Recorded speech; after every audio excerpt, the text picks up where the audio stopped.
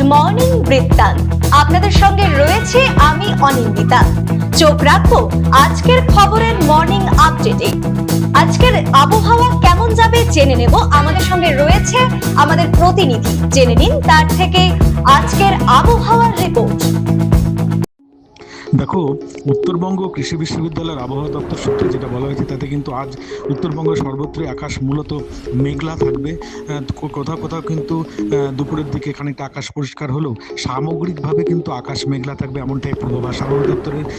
পাশাপাশি উত্তরবঙ্গের উত্তরের 3 জেলা, বিশেষ করে আলিপুরদুয়ার, জলপাইগুড়ি এবং কোচবিহারে কোথাও কোথাও কিন্তু ভারী বৃষ্টি হতে পারে, এবং উত্তর দিনাজপুর, দক্ষিণ দিনাজপুর এবং মালদা জেলার ক্ষেত্রে কোথাও কোথাও কিন্তু মাঝারি বৃষ্টি হতে পারে।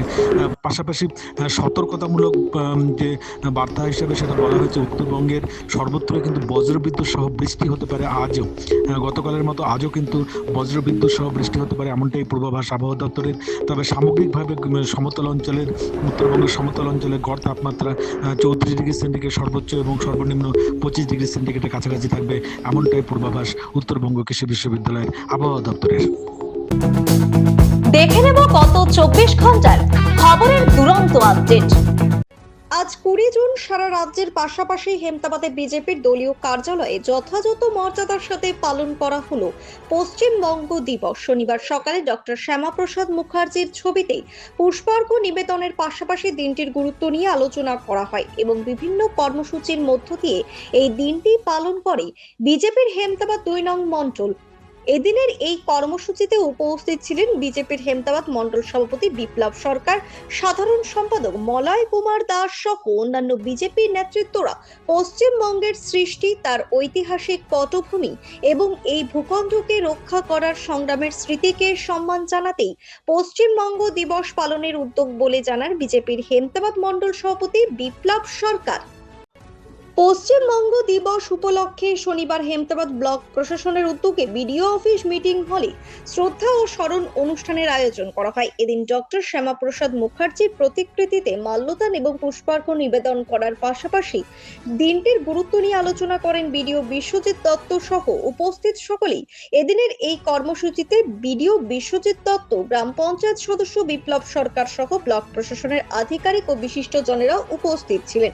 আগামী দিনে আমরা পশ্চিমবঙ্গবাসী নতুন রাজ্য সরকারের নেতৃত্বে উন্নয়নের পথে এগিয়ে যাওয়ার পাশাপাশি সামাজিক সাম্প্রদায়িক সম্প্রীতি বজায় রেখে ধর্মীয় বিভেদ ভুলে সৌহার্দ্য, সর্বধর্ম সমন্বয় এবং মানবিক মূল্যবোধকে ঊর্ধ্বে তুলে ধরতে পারি, সেই আবেদন হেমতাবাদবাসীর কাছে করলেন বিডিও বিশ্বজিৎ দত্ত।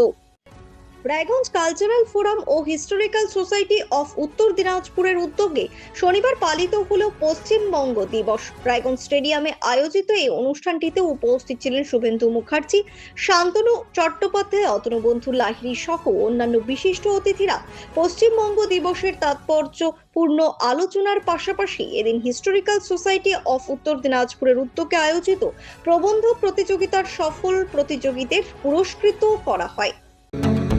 প্রতিদিনের প্রতি মুহূর্তের খবরের আপডেট পেতে চোখ রাখুন নিউজ বৃত্তান্তের ফেসবুক পেজে। সাবস্ক্রাইব করুন নিউজ বৃত্তান্ত ইউটিউব চ্যানেলকে।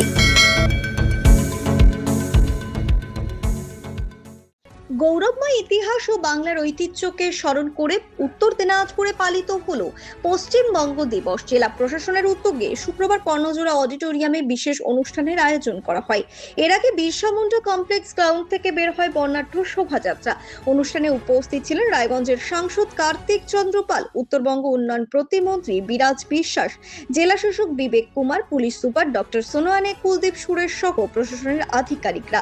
সাংস্কৃতিক অনুষ্ঠান ও আলোচনার মাধ্যমে দিনটির গুরুত্ব তুলে ধরা হয়।